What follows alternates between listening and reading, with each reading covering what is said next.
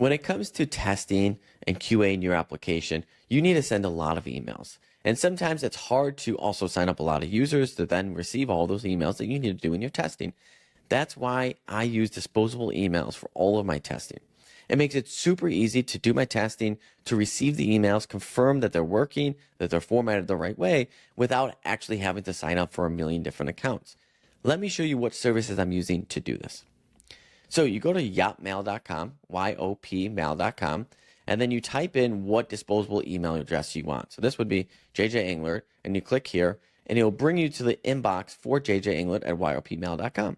So then I'd take this email, sign up as a new user within a new account that I'm testing with my Bubble application. Emails would all go here.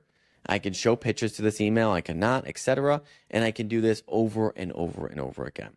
So disposable emails make it super easy to craft any kind of emails that you need to do to sign new users up, test it within your applications, receive those emails, and make sure everything is working.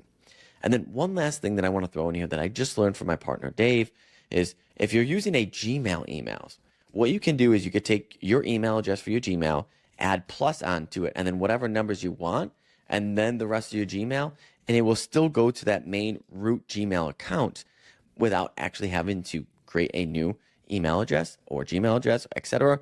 You can use this to create new users, and it still goes to that Gmail account. So another great way that you can have a pseudo disposable email address if you're using a Gmail account.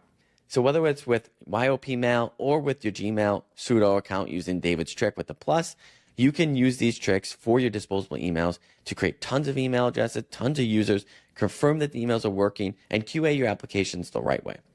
So if you enjoyed this video, please follow me for more.